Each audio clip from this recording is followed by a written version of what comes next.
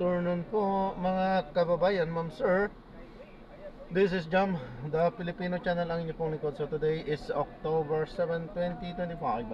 At tayo ngayon ay papunta dyan sa may Kids Lynn's Therapy Center sa may Baysa Project 8 Quezon City. At dadalhin po natin yan sa may 35 Magat Street, Nia Village, Tandang Sura, Quezon City po yan. Kaysa magbabalik po tayo mamaya konti.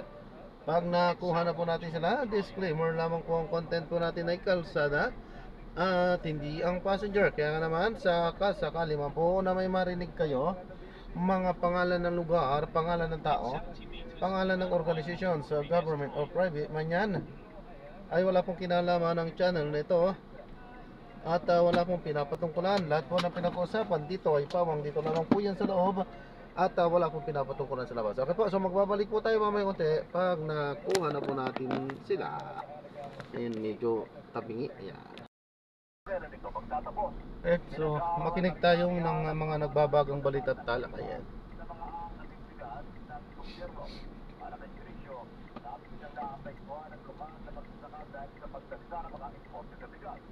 Napindaan niya ang pagdalubi ng mga magsasaka dahil sa mababang presyo ng palay at sa pamagitan niya ng executive order ng Pangulong BBM at tutulungan itong makapramo ng mga local farmers sa bansa. Iminungkahit din ni Junisyo na muling repasuhin ang Republic Act 11203 o ang Rice Certification Law upang matiyak na mapabor ang batas sa sektor ng agrikultura. Ito niya ang isa sa pangunahing tututukan ng kanilang komite para makasigurong makakaya ng mga magsasakang makipagsabayan sa merkado at makabili naman ang mga mamamili ng mababang presyo ng bigas sa mga palengke. Yan ang mga balitang kumpirmado sigurado. Ito ang Radyo Patrol, Willie Delgado Jr., DZMM. Maraming salamat, Willie Delgado Jr. DPWH Secretary Vince Dizon nakipagpulong kay ICI Special Advisor Baguio City Mayor Benjamin Magalong at incoming Special Advisor Retired General Rodolfo Azurir. Ang detalye ng balita hatid ni Radyo Patrol, John Garner. John. Nagpulong kay Martes, na Department of Public Works and Highway Secretary Vince Dizon, ng dating Philippine National Police Chief at bagong Special Advisor ng Military Commission for Infrastructure na si Rodolfo Azurir Jr. at dating ICI Advisor na si Baguio City Mayor Benjamin Magalong. Ayon kay Secretary Dizon, layunin ng pagpupulong na pag-usapan ng mga susunod na hakbang ng komisyon matapos ang mga kontrobersiya sa flood control project sa bansa. Dagdag ni Dizon, paraan daw ito para mapabilis ang proseso at mapanagot ang mga dapat managot. Ikinatuwa naman ni Magalong ang pagpapatuloy ng paghahain ng mga kaso sa mga anomalyang flood control project sa bansa na aniyay na antala matapos ang magbibig ng pwesto. Iniyak naman niya na makakaasa ang publiko ng malinis na transition sa palitan niya at ni Azurir. At yan ang balitang kumpirmado, sigurado. Ito ang Radyo Patrol, John Garner, DZMM. Maraming salamat, John Garner. Bastang may nangyari, nakareport agad sa Daily CNN. Radyo Patrol sa Impresa.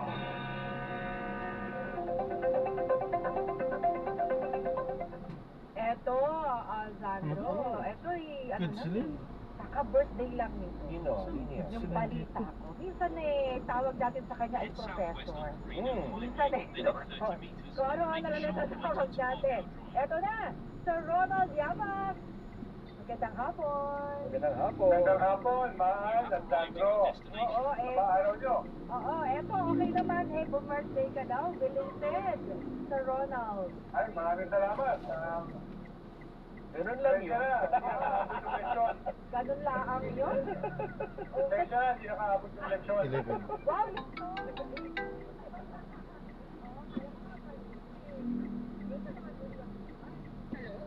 Yes po, good afternoon po. Hello? Hello. Saan Yes po po. kayo? Andito po. Kanto po. Pumasok po ba kayo? Hindi. Andi po, Ano kanto. sabi kayo pumasok? Kanto po, Wait kanto. lang. Oo, nakakalain ko. Okay.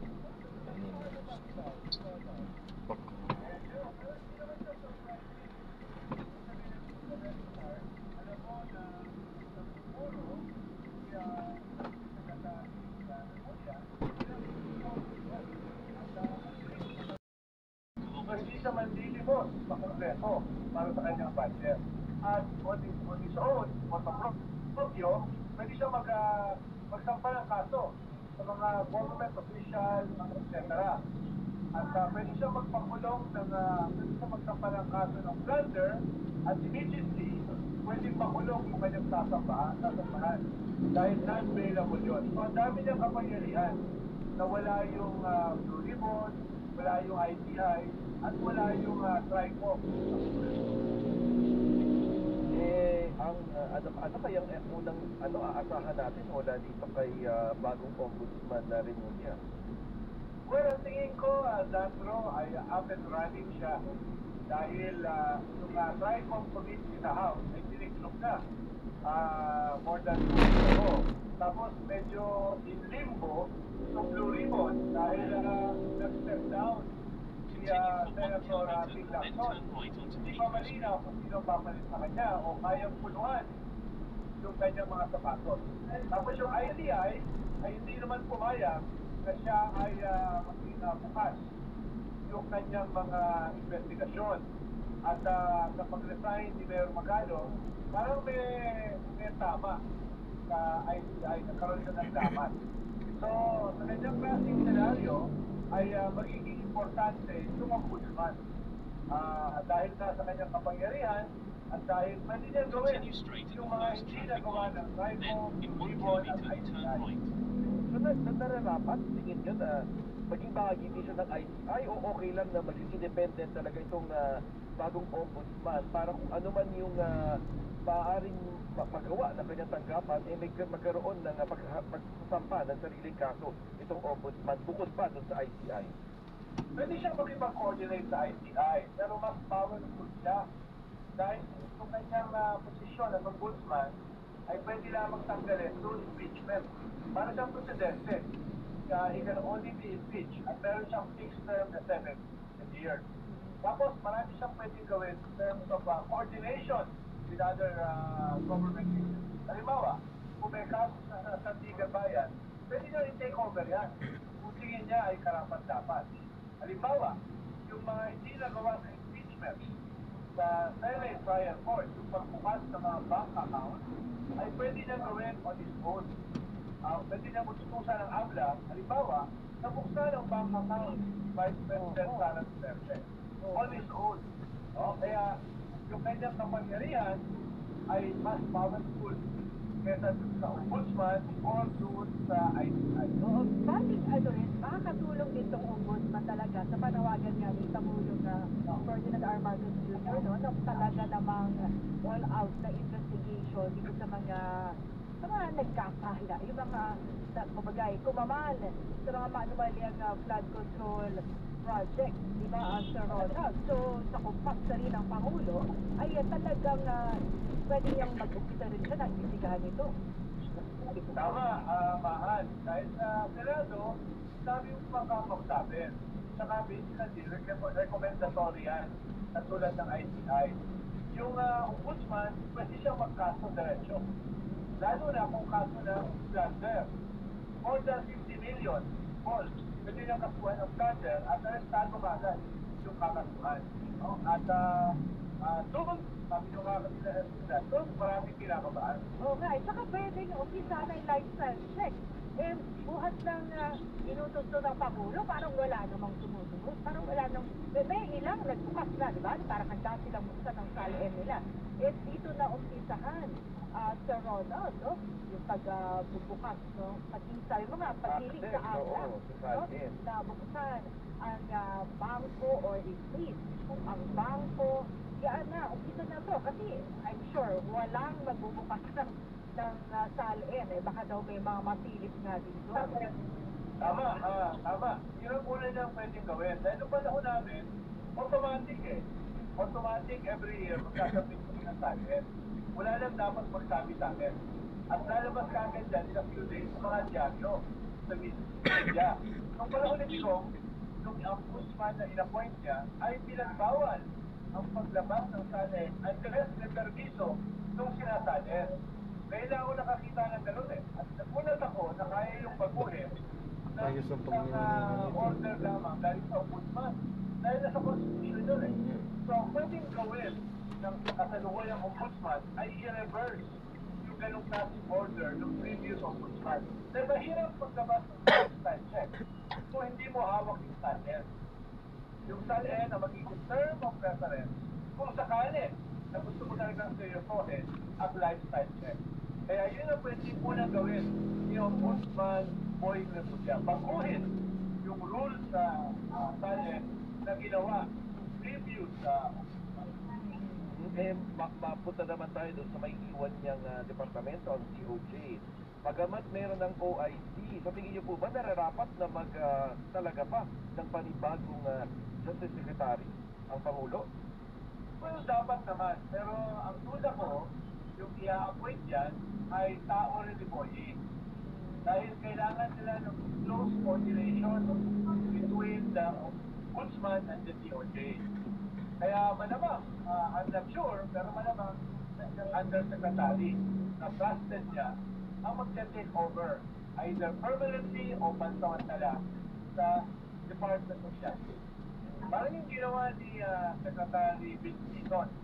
Nung umalis siya sa DOTR at pumunta sa DPWH, ang naiwan sa DOTR ay yung kanyang dating undersecretary. Hindi malayo na gano'n silang gagawin Secretary Remulla, lalo na ngayon na kailangan niya ang mas malalim na coordination with the DOJ as Ombudsman. Okay, ay mula sa DOJ naman, sakay tayo sa Royal, tawid tayo ng Senado. Malapit lang naman yan, di ba? DOJ, Senado. Ayun, Isang sakay lang. isang sakay lang pa. Oo niya, sakay lang. Wala sa tao. O yan, eto na nga, pinangalanan, di ba, ng Senate President Tito Soto, may mga proceedings sumalin dito sa Blue Ribbon Committee. Ito nga yung mga pangalan, Senator J.B. Ejercito, Rafi Tulfo, Pia Cayetano, Kiko Pangilinan, Rodriza Oliveros, pero gabang napipitil na Mr. Ronald. Well, lahat naman sila ay pwede ma-appoint dahil members na ng majority. No? Ayun lang, hindi ba, are better than others. Eh, kung ikaw pipili sa Ronald, Ha? sino doon sa lima kung ikaw ang pipili daw? Well, ang bias ko siyempre kay Kiko or kay Lisa. No? Yun yung bias ko. Dahil wala naman silang taste ng corruption. At halimbawa, si Lisa, siya yung wingman ni Senator Pete Lacson. No? Kaya lang nga, baka magreklamo yung ibang miyembro ng wingman. Dahil huwag yung kalimutan ang dahilan kung bakit bumaba sa pwesto as chairman ng Blue Ribbon si Senator Pete Lacson ay dahil na medyo naging negatibo yung pagtingin ng kapwa niya senador doon sa mga investigasyon niya at doon sa kanya mga statement na lahat naman ng senador ay person. No? So, medyo nanganib yung kanilang majority for a while. Dalawa ay medyo exasperated siya doon sa engagement sa Blue Ribbon Committee. Kaya bumaba siya. Pero, yung papalit sa kanya, ay dapat kahit papano ay kumakatawan sa kanyang ethos, sa kanyang conduct. Dahil magiging mawawala yung credibility ng Blue Ribbon kung sakaling ang ipapalit niya sa kanya ay the state of corruption or even a hint of corruption. Kaya dapat magiging maigi yung kanilang pag-protect.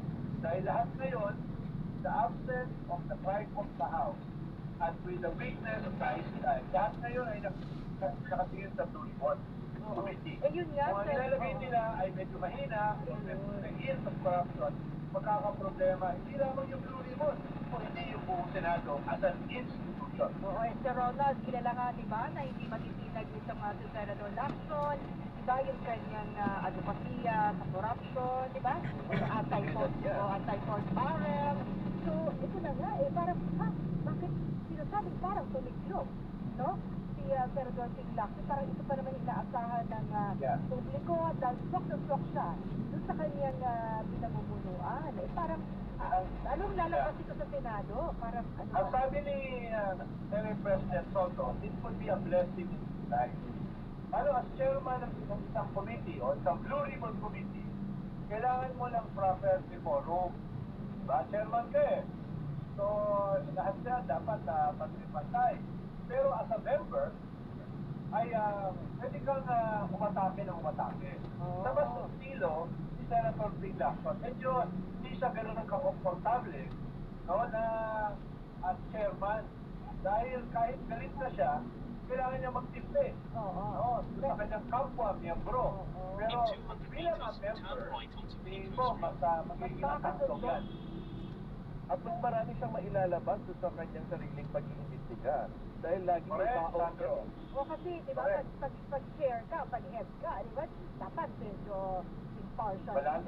Kailangan magbalance ka. Oh, pero 5 minutes lang sila, di ba? Oo, hindi. Pero Yes. depende kasi yun sa Kapag chairman. meron ka ba, bakit pinagbigyan ka? Oo, kasi nga marami nga silang panaulit kaya nag-step ng gano'ng limitasyon si chairman. Pero Maan at saka Sandro, pwede siya mag-privilege speech na mas mahaba. Kung maalala mo, pinanatan siya si Senator Marcoleta, yung dating head ng Tulipon. Dahil siya ay nag-privilege speech at ang dami niyang nilabas. Sabi ni Marcoleta, dito mo nila sayang nilabas yan. Sabi ni Big Lacson, 5 minutes lang ako dyan eh. Oo nga, tama. Wala bang limit ang privilege? Oo, wala. So, pwedeng buong isang Pero araw. pwede ka kasing sabihan na out of order na masyadong mahaba. Pag isang araw nakain lang Oo. sa mesa, di ba? O yan, eto, Tama. eto nga, kumbaga pipili pa ng bagong ng mag-chair dyan sa Senate Blue Ribbon Committee. Etong ICI naman, Sir Ronald, anong tingin nyo? Kasi, di ba, ang gusto pa rin ng taong bayan ano nangyayari? Sana ay isa publiko, maging transparent. Bawal Well, ginagawa lumabas na yung kanilang unang report, Mahal, kung hindi mo pa nakita. Naglabas na sila ng unang report, yung kanilang nirecommend na makasuhan. No, nangunguna ron si Congressman o ex-Congressman Sal Zico at yung mga miyembro ng kanyang construction firm at mga DPWH official. So yan na yung kanilang palimula. Dahil matagal lang hinihintay yan eh. Sigurado ko may mga susunod pa. Ang problema ng ICI ay limitado yung kanyang powers dahil nakain lang siya through an executive order. So, hindi siya pwedeng magpag-temp. Hindi siya pwedeng malakot ng arrest dahil hanggang walang siya subpoena. Even yung powers na yun, sine-question yung subpoena powers niya. Kaya, nagpo-post ng batas si Congressman Laila de Lima para mas strengthen yung ngipin, nadagdagan ng ngipin yung ICI. Pero matagal na proseso pa yan. Kaya, ang ginagawa nila ngayon, nagsimula na silang maglabas nung tingin nilang dapat makasuhan. Which is good for them. Pero, parang too little, too late. Kailangan mas marami at mas mabilis. So, kung hindi, baka magalit yung mga mamamayan na medyo impatient na at galit na galit. O yan, maraming salamat sa Ronald Llamas. Belated happy birthday. Salamat. Anytime, mga Sandro. Mabuhay kayo. Salamat, sir. O teka, ito mabilis lang. Ay, wala kay Renato Otaner. Gandang hapon. Good afternoon, makapangal, Sandro. Ibalik yun na lang yung dating curriculum. Idagdag lang yung computer literacy-related subjects na wala noon. Mas magagaling pa nga si Jackie noon kumpara ngayon. Mas mag-focus sa GMRC para maging mabuting politiko. Paglaki. Ayan, wala naman si Ace Royon. Mahirap din po kasi yan. Baka kung ano ang understanding nung nagtuturo, yun din ang makukuha ng mga mag-aaral. O kasi napansin ko sa anak ko, parang, ay, nung tinuro nung kaklase ko, mas naintindihan ko kasi nung teacher. Alam mo yon, mag-explain daw ng ng mga kaklase niya. Eto, sabi ni Lina ko, ay, magandang hapon, listening pa rin siya at watching sa Tarbula, sa Plaridel, Bulacan. Ito muna kay Ligaya Chingtan. Good afternoon po, Mama and Sir Sandro. Ayan, Estrella Garcia, hirap din pala sa math ang ibang teacher sa akin. Anak ko na lang magturo sa chemistry at sa math. Kaso puro, ano yung hapon? Ang problema sa Pinas, kulang sa teacher at sa room, ang daming student. Mga panahon. Anyway, maraming salamat po sa Arlene Misran at Eddie Elegado Acuba sa mga messages po nila. Susunod na sa radyo at digital TV ang Arangkada Balita kasama sina Linya Corpus at Rex Batallones. Mapaparoon dito sa PRTV Prime. 27 minuto na makalipas ang alas 5 ng hapon. Sabay ginawang ang balita sa Balansyado. Kami ang inyong tagapang balita. Ako po si Miss Miss Karen Oyong. At Henry Uri.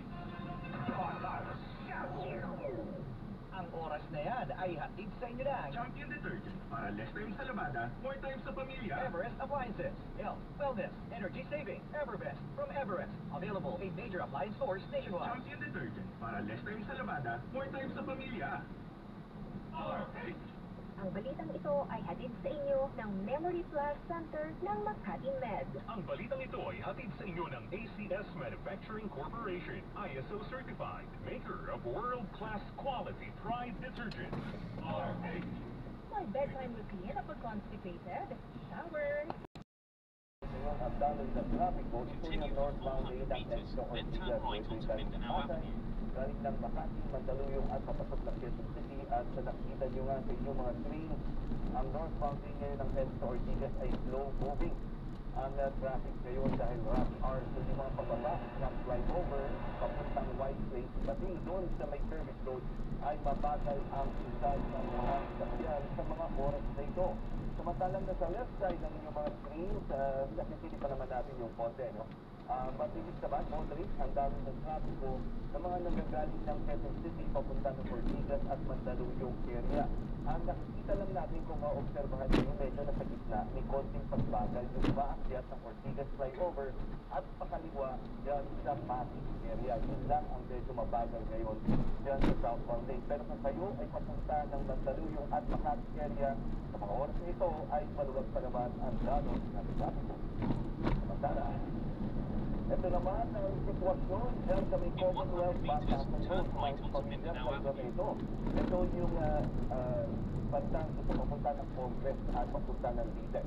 Unahin natin sa kanang bahagi ng inyong mga trains, maluwag pa ang daloy ng trapiko. Ito yung galing ng Tandang Sora, papunta ng Leyte, papunta ng Fairview, at papunta ng Novaliches. So nakita natin maluwag pa ang daloy ng trapiko, pero nagkakaroon niya ng build-up pagdating doon sa may Panggahan at Commonwealth Market. Nakita din natin dito sa baba ng inyong mga trains, yung mga pakanan. Hindi papunta ng Batasan Road. So ito yung galing ng Commonwealth, papunta ng Batasan Road na nag-uugnay din dyan sa may Marikina area. Mabagal na rin ang daloy ng trapiko sa mga oras na ito. Samantalang nasa doon na sa taas ng inyong mga trains sa left side, yan naman yung westbound lane ng Commonwealth Avenue. So yan yung galing ng Novaliches, galing ng Fairview, papunta ng Tandapsora at papunta ng Quezon Memorial Circle. Sa mga oras ito, maluwag pa ang daloy ng trapiko.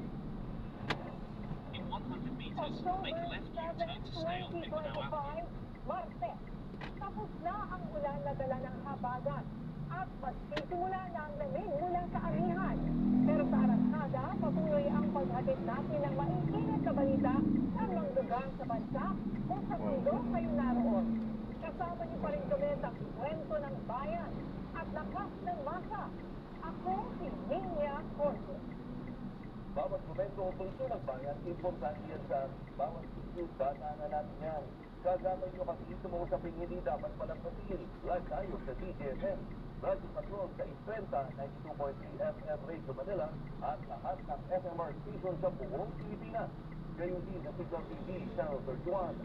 Ako, Rex Batallones, ito ang Arangkada Balita.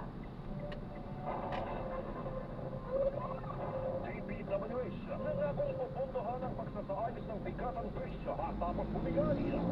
Higit 20 bahay na tira sa paglagasan ng baha sa Sarangani.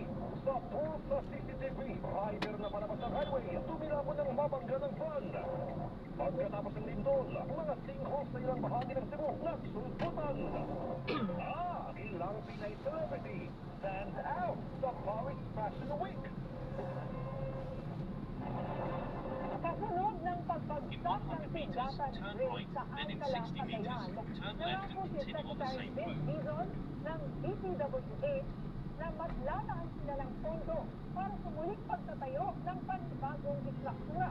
Mahalaga ang nasabing tulay dahil ito ang nagsuugnay sa tubega raw sa hilagang bahagi ng Cagayan na kilala bilang food basket ng probinsya.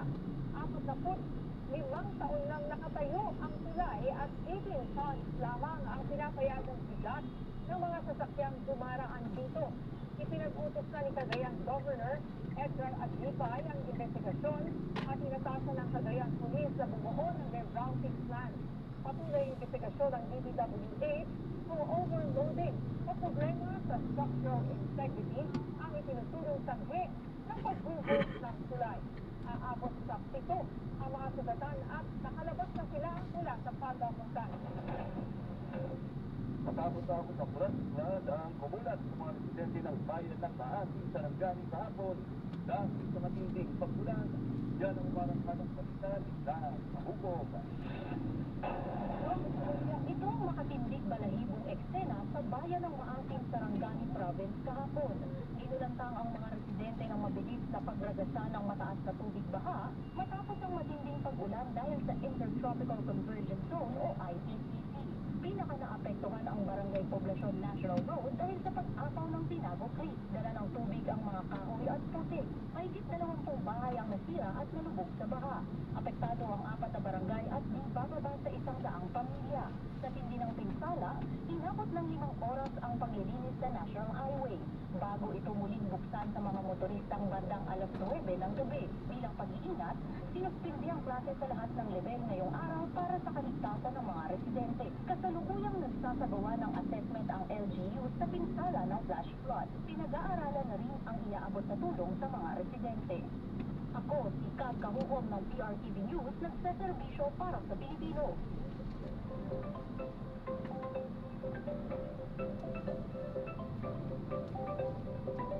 Sa puntong ito, makakausap po natin si Pag-asa Weather Specialist Charmaine Barilla. Magandang hapon po, Ms. Charmaine. Yes, magandang hapon na. Magpalagaan po natin mga tigapakinig at natin pang ulat sa lagay ng panahon. Ngayong araw ay naideklara na nga sa destinasyon ng Southwest Monsoon. Inaasahan natin ang habagat season ay tapos na at yung mga pag-ulan nga dito sa may kanurang bahagi ng Luzon at Visayas ay tapos na rin ang rainy season. At sa kasalukuyan ng buong bansa nga ay nagka-transition na at inaasahan na mayroon na tayong northeast monsoon sa mga susunod pa na linggo. Samantalang talagay naman ang panahon ngayong araw, Intertropical Convergence Zone o ITCZ ang mga ka-apekto sa may Visayas, Mindanao at Palawan at siyang nagdadala ng maulap na kalangitan at mga kalat-kalat na mga pagulan, pagkiklat at pagkulong. Samantalang northeasterly wind flow naman ang siya nakaka-apekto dito sa may silangang bahagi ng northern and central Luzon. At ito nga ngayon ang nagdadala ng maulap na kalangitan at mga pagulan dito sa may Quezon at sa Marinas Norte. Samantalang dito sa Metro Manila na nalalabing bahagi ng ating bansa, makararanas ng bahagi maulap hanggang sa maulap na kalangitan at pulong-pulo ng mga pagulan, pagkidlat at pagkulog sa hapon at gabi dala ng localized thunderstorms at northeasterly wind flow. Samantalang yung bagyuan sa labas ng ating Philippine Area of Responsibility ay huling nakaraan sa layan 2,280 kilometers silangan ng Central Luzon. At mababa naman ang chance na makapasok pa ito sa loob ng ating PAR at walang direktang epekto sa limang bahagi ng ating bansa. At yan ang latest mula dito sa Pag-asa Weather Protection Center, Charmaine Barilla, nag-uulap. Okay, so magandang balita po, no, Ms. Charmaine, na hindi papasok no, ng PAR o Philippine Area of Responsibility itong binabantayang bagyo, no? So, ano po yan? Kung walang ganyan, meron ba tayong binabantayang mga pagulan sa mga darating na araw? Yung mga nakikita po natin na pwedeng maging sanhi ng mga pag-ulan is more on ITCZ and then more on yung mga pag-ulan dito lang po sa areas ng Visayas, Palawan, and Mindanao, meron din po sa Southern Luzon. So dito po sa may Central to Northern Luzon, more on asahan po natin na majorly magandang panahon. Meron lamang yung mga occasional na mga pag-ulan po. And Ms. Charmaine, di ba sabi, tapos na ang rainy season o yung habagat season, ibig sabihin ba automatically ay amihan na or hindi? Meron pa tong period na wala mo na yung amihan. Paano po ba yan? Yes po. So sa ngayon po, na-expect natin na yung northeast monsoon o yung amihan natin, maaari na pong ideklara sa mga susunod pa po ng linggo. So sa ngayon po, dahil officially ended na po yung southwest monsoon, nagta-transition pa lang po tayo. Okay. Pero kasi nararamdaman na namin yung lamig ng simoy ng hangin, Mabilis parang may tumili. feeling na kahit pa paano Pasko. Oo. Parating na yung Pasko. Yes po, may mga areas na po tayo na may nare-record sa mga paglamig, though hindi pa ganun, kumbaga hindi pa widespread. So, mangilan-gilan pa lang usually yung mga nandito sa northern Luzon. Pero gayon pa man po, may mga times pa rin na umiinit pa rin. Pero nakikita na po natin na pag madaling araw, nagkakaroon na po sila ng mga fog or bumababa na yung visibility. So, may mga indication po yun na sabihin, may mga paglamig na nagaganap. And Charmaine, tama ba sa observation? Actually, ako na-obserbahan ko nga na tuwing amihan season, pag malamig sa taas mo, lalo na sa norte, karamihan ng bagyo, pag Berman, ay dyan na sa Visayas at Mindanao. Tama po ba yung ganong class of observation? At ilan bagyo pa ay naasahan natin na papasok sa bansa hanggang matapos ang taon? Yes, tama po kayo dahil yung pwersa po ng northeast monsoon, yung pinagtutulak pababa. Kaya yung mga bagyo natin ay more on dito nga po sa may Visayas and Mindanao, may mga ilan-ilan nga po na tumatawid, pero dito lamang sa may southern Luzon. And then, sa dami naman po ng bagyo na aasahan natin, meron pa tayong 4 hanggang 8 for the rest of the year. Tapos, dito naman po for the rest of the month, meron po tayong 1 hanggang 3 dahil meron na po tayong naunang bagyo this month. So, okay. So, hindi porket may amihan na at nararamdaman na natin yung lamig ng Pasko, ay bantayan pa rin po natin at maging handa dahil dati nga, di ba, December, yung mga bagyo, yung mga pinsala. Oo, tsaka yung tandaan, yung Yolanda, Berman din nangyari yun. Tsaka yung mga bagyo doon sa Davao region, ano yun, yung mga Pedring, alam ko, ay December na yan. Pero bakit sa panahon ni Charmaine, di ba may sabi sila niya, nandyan pa rin po ba yan? As of now po, naka-La Nina alert po tayo. So, tama po kayo. Andun pa rin po yung mga indikasyon at tumataas nga po yung posibilidad na meron po tayong La Nina sa mga susunod pa na buwan. Pero kapatuloyan pa rin po natin monitor. Pero since nagtaas na po tayo from watch, La Nina watch to La Nina alert, ibig po nung sabihin ay may mga paglamig na po ng mga karagatan na nagaganap dito sa may Central Pacific. So, nakaka-apekto po yun sa development ng bagyo as well as dun sa mga possibility ng intensity ng bagyo. Opo, at huling tanong na lang po, itong yung flash flood dyan sa Sarangani, ano po ang dahilan kung bakit gano'n? Dahil mo ba sa malakas na ulan? Yes po, ma'am. So, nakita po nga natin kahapon, nung nag-forecast tayo, ay meron na nga pong mga inaasahan na malalakas mga pag-ulan, lalong-lalo na din po dito sa may farm. Tsaka Soxargen dahil nga po yan sa epekto ng ITCZ. So, yung ITCZ po kasi ay isang sistema na synoptic, kumbaga malawakan po siya. Kaya na-expect po natin yung mga pag-ulan na dadalhin niya ay malawakan din po. Okay, maraming salamat. Pag-asa Weather Specialist Charmaine Varilla. Magandang gabi po, ma'am. Thank you po. Yes, magandang gabi din po. Umarap kanina sa Independent Commission for Infrastructure si Senador Mark Villar. Yan ang umarang sakit balita ni A.M. Pineda.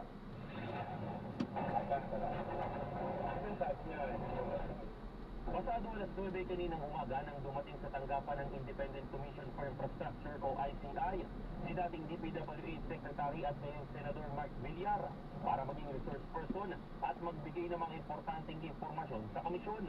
Ito ang unang beses niyang humarap sa ICI. Binasag niya rin ang katahimikan at sinabi na organic o matagal ng empleyado ng Department of Public Works and Highways si dating DPWH Bulacan District Engineer Henry Alcantara.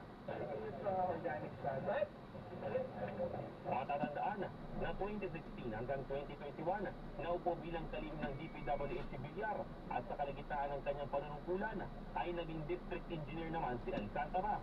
Hindi naman daw ito na itanong sa pagdinig ayon sa ICI.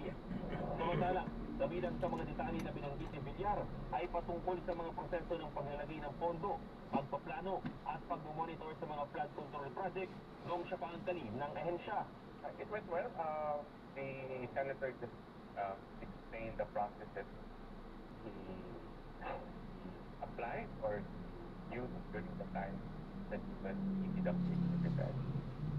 with regard to how he managed the party. Tumagal ng halos 2 oras ang pagdinig ng ICI na kasama si Senator Villar at ayon sa komisyon, hindi pa sigurado kung papaharapin muli ang senador sa mga susunod na araw. Pero nauna na nga rin sinabi ng mababatas na wala siyang direktang koneksyon sa kahit sa anong mga kumpanya na kalahok sa mga proyekto ng DPWH. Magkahiwalay naman ang dumating kanina ang mag-asawang si Curly at Sara Diskaya, pero napospon rin ang pagdinig dahil sa hiling ng mga ito na bigyan ng palugit para sa mga dokumentong isusumite sa ICI. They were asking time for them to receive certain documents which the commission is. Documents? I cannot type out that. Sa October 15 ang deadline ng mga Diskaya para sa mga dokumentong hiningi ng komisyon. Pinasinungalingan naman ng ICI ang pinapakalat ni Caloocan 2nd District Representative Ega Irise na may gustong mag-resign sa kanilang hanay.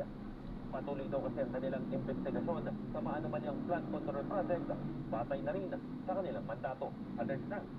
We remain, that the commission is, mga buhok ang commission. In fact, we continue with our mandate to investigate and to look into the flood control project. At the same time, the other infrastructure projects which were supposedly anomalous. Tiniyak din ng komisyon na walang whitewashing o pagtatakip sa isinasagawang investigasyon dahil katotohanan ang hinahanap nila sa mga pagdinig. Iniipon lang din ng ICI ang mga ebidensya para makumpleto bago magsampa ng kaso. Ako si J.M. Bereda ng PRTV News, nagseserbisyo para sa Pilipino. Nagpapala ang simbahang Katolika na baka magtatakipan lang sa investigasyon sa flood control scandal.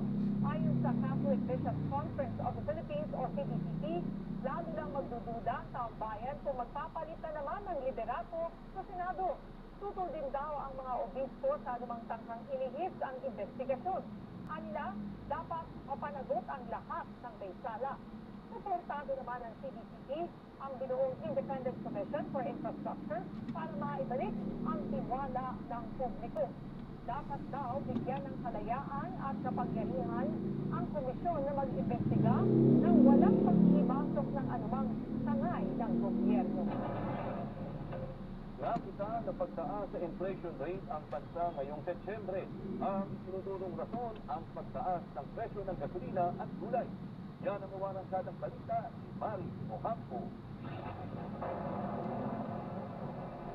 Bahagyang tumaas sa 1.7% ang inflation rate ng bansa noong Setyembre mula 1.5% noong Agosto ayon ito sa Philippine Statistics Authority. Pangunahing dahilan nito ang pagtaas ng presyo ng gasolina, diesel at mga gulay habang nananatiling mababa ang presyo ng bigas sa kabila ng ipinatupad ng rice import ban simula Setyembre. Ayon kay PSA Undersecretary Dennis Mapa, nakaapekto sa pagtaas ng presyo ng gulay ang sunod-sunod na kalamidad na naranasan ng bansa. Ang ating nakita talaga itong mga pag-ulan at pagbaha, particularly doon sa mga vegetable producing provinces natin. So may impact ito noong August at itong Setyembre. Medyo bumagal ng konti sa National Capital Region pero double digit pa rin. Sa ngayon, nananatili sa 1.7% ang average inflation para sa 2025. Mas mababa pa rin sa target ng pamahalaan na 2 hanggang 4%.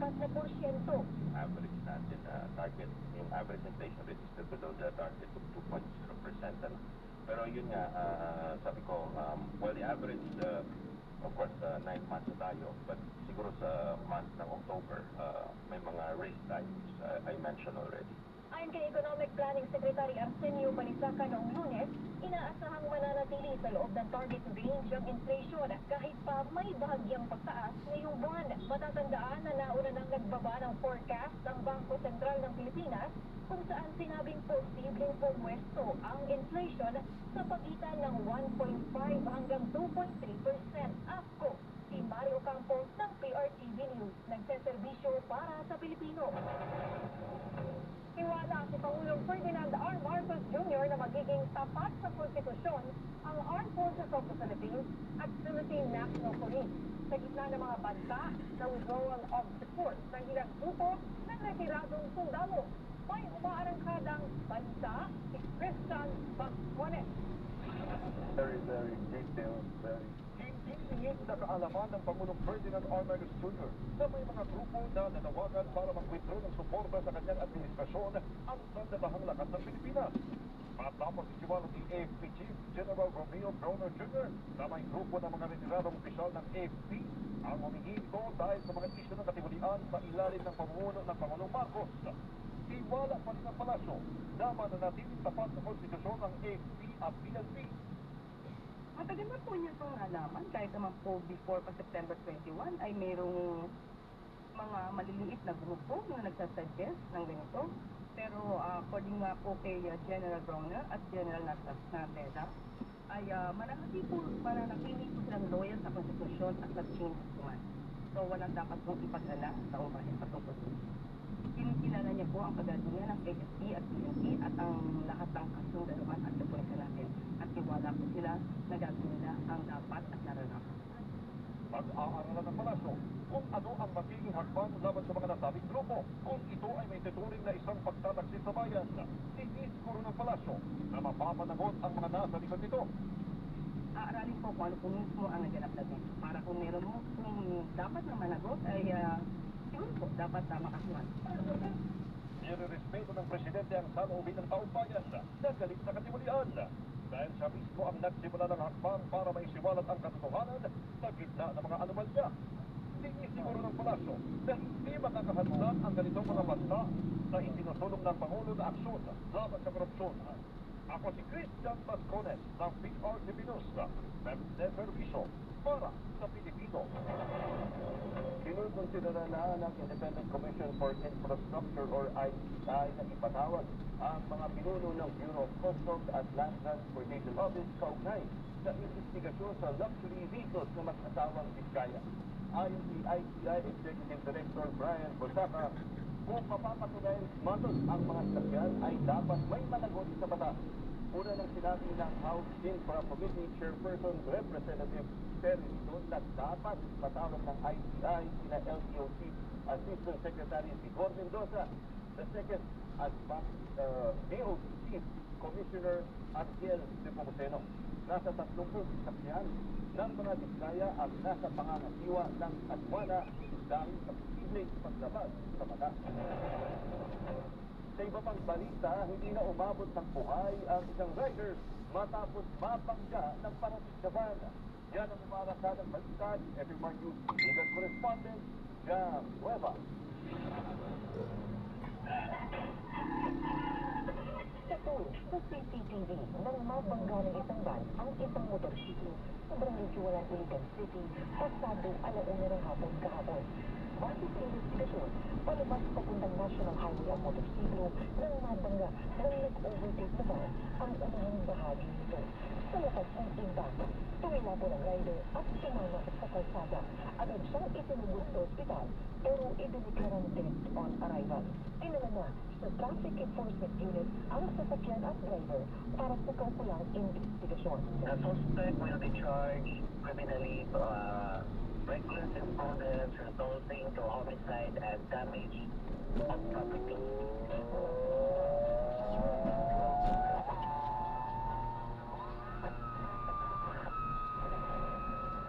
Samantala, pinaghahanap na ng otoridad ang ina ng sanggol na itinapon at kalaunay nasawi sa kanal sa Katarman, Northern Samar. Ang suspect, isang 19 years old na estudyante, residente ng Palapag, Northern Samar. Sa isinagawang investigasyon ng pulis, narinig ng mga nangungutahan sa boarding house na dumadaing sa sakit ang suspect. Nakunan rin ng CCTV footage ang pag-alis ng suspect na may bitbit isang handbag. Nakita rin itong may bubuang sinela. Inihahanda na ang isa sa pangkaso sa suspect. Wala ng check gun sa Pasko. Yan ang ipinagputos ni Pangulong Ferdinand Marcos Jr. sa DICT. Nagbabalik si Christian Pascual.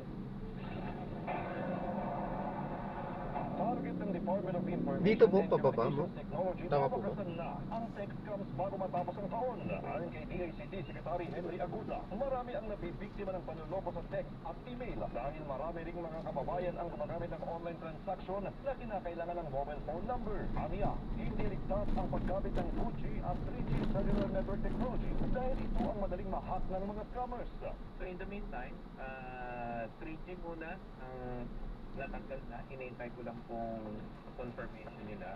Yung 2G naman pagplaplanuhan natin. Kasi marami po rin tayong mga kababayan, mga 10 million pa rin yan. Karamihan gumagamit pa rin sa mga remote areas. Doon sa remote areas, walang problema. Wala namang credit card o kasi kita nga, walang credit card o online payment. Ang problema po kapag yung 2G ay ginagamit sa mga malls sa Metro Manila. Ngayong Pasko, tiyak na maraming magtatransact online. Kaya utos ng Pangulong Ferdinand R. Marcos Jr. sa ahensya, mabilisin ang pag-shutdown ng naturang mga networks. Nagdo-double down na po kami, mga telco. Kasi naghahanda po kami sa Pasko. Ang sabi nga ni Presidente, etong Christmas na to, sana naman lahat magtatransact sa digital infrastructure.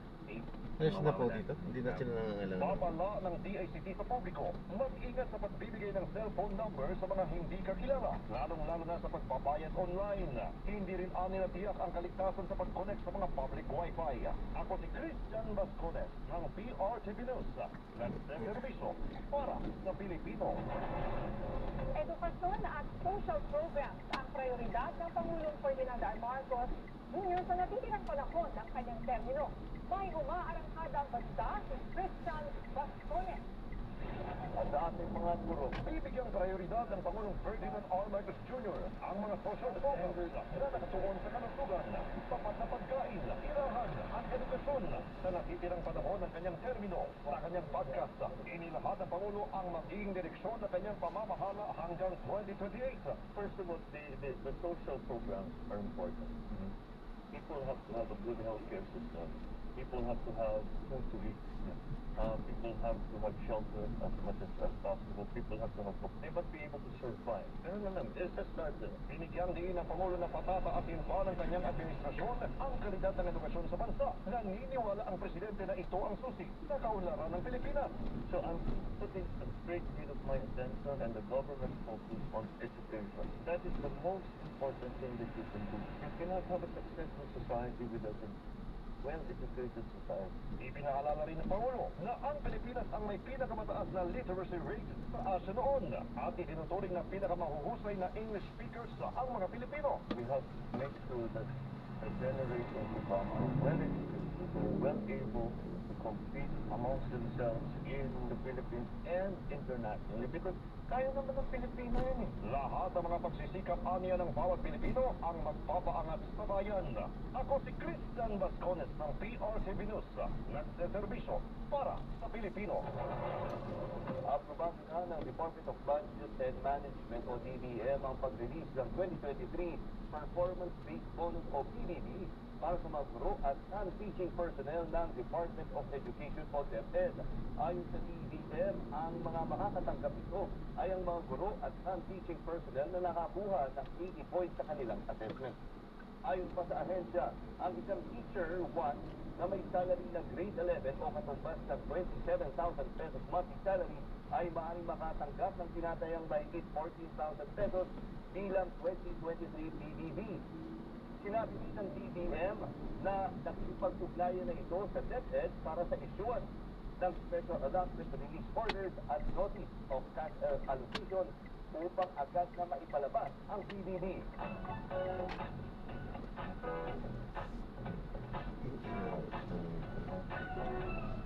Showbiz muna tayo. Kinansela ng 1B Entertainment ang simula at wakas concert ng SB19 sa Riyadh.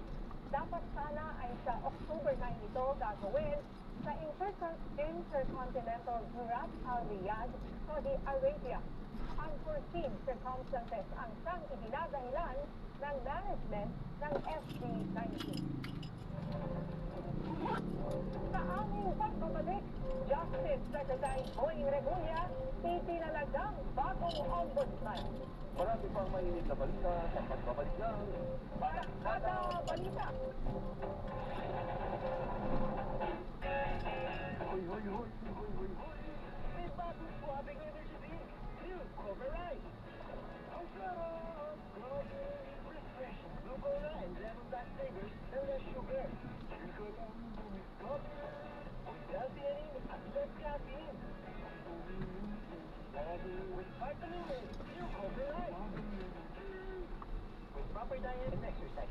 Joshua Garcia to. Yan na, sa tuking tindahan. New Cobra-Rise. Less sugar, less caffeine. Sa Cobra original flavor. Ito, May ito. L-theanine at vitamin D pa. Ang programang ito ay hatid sa inyo ng Bingo Plus. Bingo sa saya, plus sa panalo. Ang programang ito ay hatid sa inyo ng Cobra Rise. Rise up with Cobra Rise. Ang great news, mali nakala.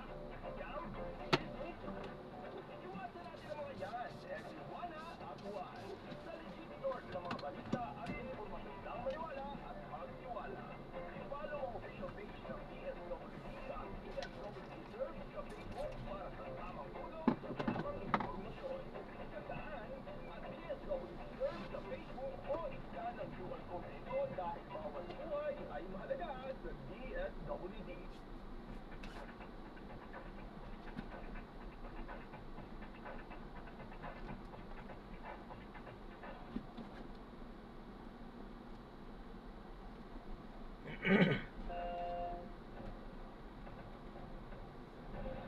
Itinalaga ni Pangulong Ferdinand R. Marcos Jr. Ay, ayan, so drop na natin sila. So maraming salamat po sa panonood. Hanggang sa muli, ingat. God bless. Paalam po muna. Pansamantala po. Magsimula na tayo. Ingat sa pagmamaneho. Pagkaraan ng 100 metro. Kumanan sa Pantabangan. Si Samuel Martinez na nagretiro sa noong July.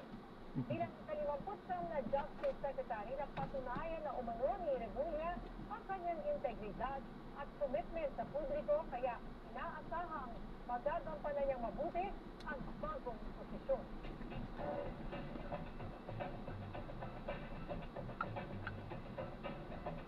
Pinangalanan na nga bilang bagong ombudsman si Justice Secretary Jesus Crispin Boying Remulla. Pero bago niya makuha ang pwesto, marami ang nagsubok na harangin ang kanyang appointment. Bakit nga ba napakainit ng nasabing posisyon? At anong implikasyon nito sa kinabukasan ng ahensya? Para pag-usapan yan at ang issue sa liderato sa Senado at sa Kamara, makakausap natin ang political analyst at duty professor ng Department of Political Science, Sir Professor Ranjit Rai. Magandang gabi po, Professor Rai. Magandang gabi sa inyo lahat, sa lahat po nakikinig at nanonood sa atin. Yes po. Randy po? Ay, hindi po. Ay, Iba po, iba po. Bilang bagong ombudsman. Well, we are happy that si Secretary Remulla ang napili. Alam niyo ba, may proseso talaga yung pagpili ng ombudsman. Yan yung Judicial and Bar Council po, magbibigay na rekomendasyon. Mamimili ko sa napili shortlist. Para hindi nga shortlist, 7 ang names. Shortlist, yung presidente natin. Na kapag decision ng presidente natin, pinagkakatiwalaan si Secretary Remulla, matapang, matatag, at maaasahan naman. Kasi nakita naman natin yung kanyang ginawa na nasa DOJ yan. And malaki yung role talaga ng ombudsman, no? A very activist, very Kumanan sa Pantabangan. progressive ombudsman, office of the ombudsman. Kasi ang sigaw ng taong bayan ay, let's end corruption. Nasa ng hustisya, nasa ng katarungan, nasa ng pananagutan, na to all really end with the office of the ombudsman. So dapat talagang matatag, matapang at maasahan yung ombudsman natin. And we're hoping that will be Secretary Remulla during his term as ombudsman. Kasi lahat ng kaso, medyo galing sa ICI yan, o mga investigasyon sa Kongreso, lahat yan babagsak sa opisina ng ombudsman. And ang key problem sa atin, Pagkaraan ng 400 metro. Kumaliwa sa Astor. Pagkatapos kumanan sa Premiula. Many of ang estimate na ibang experts take 7 years to prosecute corruption case.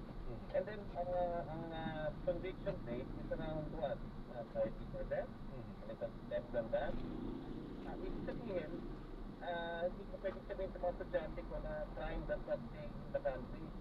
Kasi yun nga, may 60% chance ka mananalo, tapos halos 7 years bago matapos ang kaso, hindi talaga po pwede yan. Kaya nga maganda ko yung hangarin ni, I saw his press conference na gusto niyang i-accelerate yung mga kaso, gusto niya magandang approach and coordination ng ating ombudsman at sa mga korte, yung ating judicial institution. Yung buong problema sa atin ngayon kasi matapos ng scandal, matapos ng investigasyon, wala akong nakukulong. And Professor Gilito, alam naman natin na bago napunta nga yung pwesto dito kay Secretary Rebulla, di ba? Nandiyan din si Senator Ivy Marcos na parang nag-ano pa ng kaso, pati na rin. I think yung mga Duterte, I think si Paulo Duterte, Congressman Duterte yata ay nagsampa din ng kaso. Bakit mo ba, gano'n ba critical pa yung position na to ng ombudsman? Ba't sila medyo pinahirapan itong si Rebulla? Well, alam mo kasi politika yan eh, no?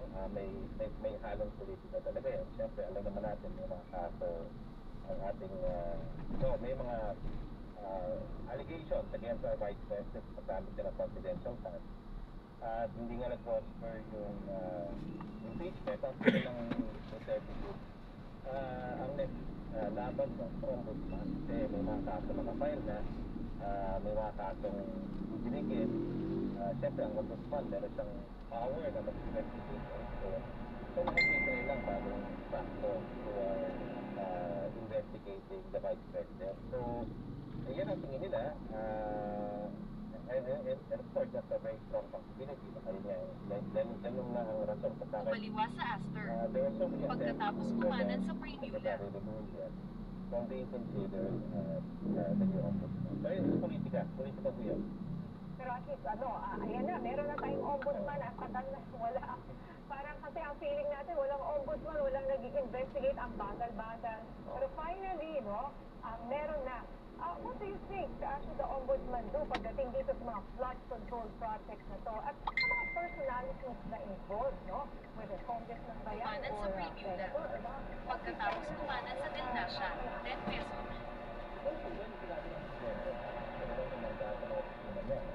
Dapat walang may term na ginamit si Presidente. Walang sisinuhin. Walang sisinuhin. Walang sino-sino. Hindi sisino sa... I don't even know the term, no? But kumanan sa Delnasya, 10 pesos. Protektahan.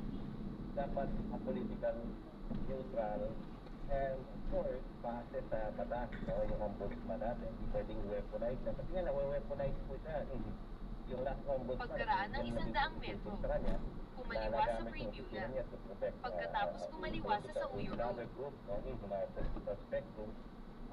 Another political family. So, sana hindi gano'n ang mangyari kay Secretary Remulla. Ang hangarin ng taong bayan, gawin niya yung gampanan niya yung kanyang trabaho, no? Tulong niya yung dapat ipakulong, imbestigahan ang dapat imbestigahan, at gumawa ng paraan, no? Na makamit talaga ang pananagutan. Kumaliwa sa Primula, pagkatapos kumaliwa sa Sauyo Road. Nawawala akong tiwala ng mga kabayan natin. Kaya nga, wala na akong kulong. Malaki ng role ko ng ombudsman kasi siya ang primary mag-investigate. Napaka-powerful niya, ang daming pwedeng gawin yan. Anong office na yan, no? To push the agenda, the advocacy for accountability, truth and justice forward. Lalo na dito sa flood control scandal na to. So, maraming makukulong. Kumaliwa sa Sauyo Road. Bigyan ng kaso, makulong, dahil sa trabaho na gagawin ni Secretary Remulla sa Katinya. So, pwede ba niyang gamitin yung mga ebidensya na pinitinta, let's say, sa Senado or sa Kongreso, lalo ito sa mga taong ito? Yes, of course. Yun yung panawagan na marami. Tigil na yung investigation sa House at sa Senate niya. Hindi nga natin masasabing pwede doon yan kasi may mga kasama silang kasabuat, no? So, ibigay nila sa ICI at sa Ombudsman. So, ang ICI, gagawin mo. Pagkaraan ng 500 metro, kumaliwa sa Regional Avenue. Powerful yan, but it can do a good job and whatever it recommends, so recommend to the Ombudsman. And the Ombudsman will further that investigation and if there's probable cause, will file cases. So, yun ang importante mo, mag-file ng case ng Ombudsman. Kasi yun lang talaga mapapatunay na the president, the ombudsman mean what they say and say what they mean about accountability, about justice, about transparency. No? So yun. And, At may ano lang ko, sorry Jack, no? Pero kung tutusin kasi, nakakalimutan kasi natin, hindi mo pwede kasuhan eh. Diba, in aid of legislation lang yung mga ginagawa ng Kongreso. Diba, whether lower house, ang Senado, even the ICI, diba, wala kang kapangyarihan masyado, it's being criticized. Wala siyang proof, walang power. So ito talaga, umaasa tayo sa ombudsman na gawin niya yung kanyang trabaho. So nakasalalay ngayon kay Ombudsman na Remulla, no? Kung ano ang gagawin niya at kung mapakulong yung mga dapat mapakulong. Kasi itong truth feeling ko, hindi matatahimik ang taong bayan. Parang ang hirap magpasko eh. Mahirap magpasko ang ganitong makukulong. Tama yun. I mean, honestly, lahat ito performative, lahat ito lip service, lahat ito pakulong lang, no? Kung walang masasampahan ng kaso at walang makakulong. And, yun nga, ang panawagan ko sa Kongreso, igigil na yung mga investigasyon niya at pag-focus dun sa number one, gusto reforma na hinihiling na ating mga kababayan. Number one, reforma dun sa budget process. Gamitin yung blockchain technology niyan, kung ano man mga kailangan intervention. Number two, kailangan ng taong bayan, ng ating mga civil society organ. Pantayin yung current budget. Baka na may nakakalusot na naman. Kasi nakafocus tayo sa investigasyon. At nalilito tayo sa usapan yung current budget na dapat sa kalugan, sa ating education system. Talagang kailangan pag-aralan mo na kasi baka makalusot na naman ang flood control dyan. Dapat ang movement ngayon, zero. Zero allocation sa flood control, sa local infrastructure na hindi naman priority. Lalo na during the BICAM, dapat zero ho yung mga allocation dun sa mga districts na hindi naman talaga priority sa development na natin. Dapat ho zero ang movement natin, zero meaningless insertion na talagang ang tingin natin ay pagkakaperahan lang.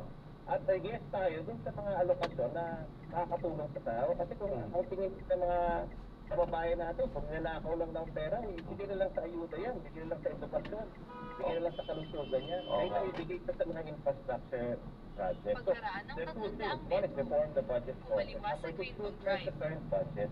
Yan ang dapat ngayon focus ng Congress. And dapat transparent yung process. Yan. So, yun ang panawagan natin sa Congress. Sana naman, mahiya sila. Huwag na sila maglagay ng infrastructure project masyado. Maglagay na lang ng isang sensible fund of DPWH. Tapos, walang congressman na magbibigay ng infrastructure. Walang senador na magbibigay ng infrastructure project. Or amendment sa ganun. Prof, ganito rin isa din siya na naging puna sa dating ombudsman na si Bangkres. Yung binago niya yung pag-request kung saan yun, diba? Parang sinabi, kailangan magpaalam muna sa tao bago siya pumayag sa pagkikalit niya. Tingin niyo dapat bangkuhin ni bagong ombudsman, Remulla, itong guideline na ito. Saka yung lifestyle check, kailangan din yun magawa.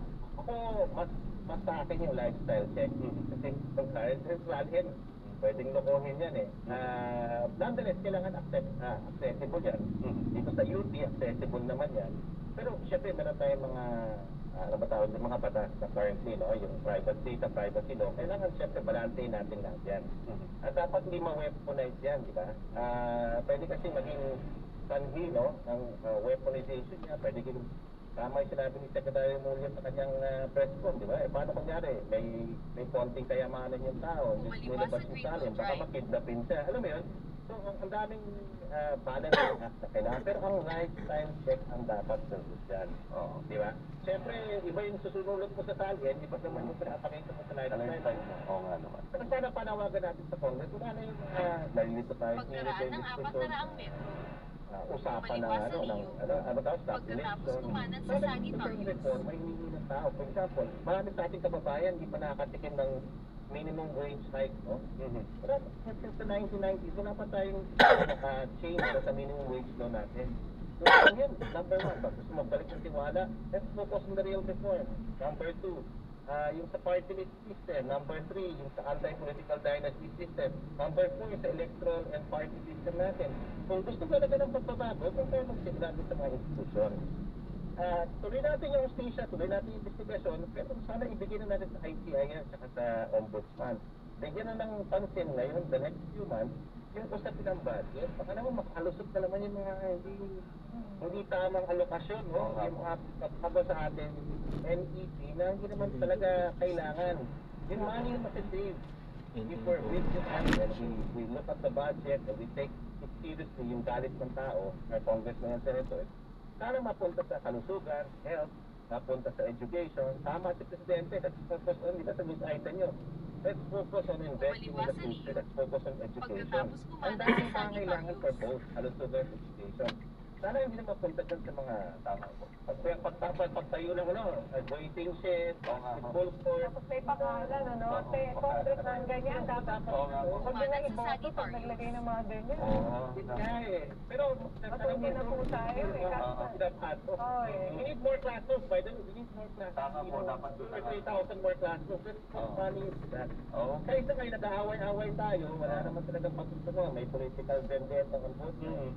Tigil na muna yan. Focus muna sa mga problema. ICI naman, dapat i-open ng konti yung kailang investigation. Pagkaraan ng 100 metro, yung hihingi ng taong bayan. umanan sa Pisces. Okay, maraming salamat, Professor Ranjit Rai, sa oras na binigay mo dito sa Arangkada Balita. Maraming salamat, sir. At magandang Salamat po.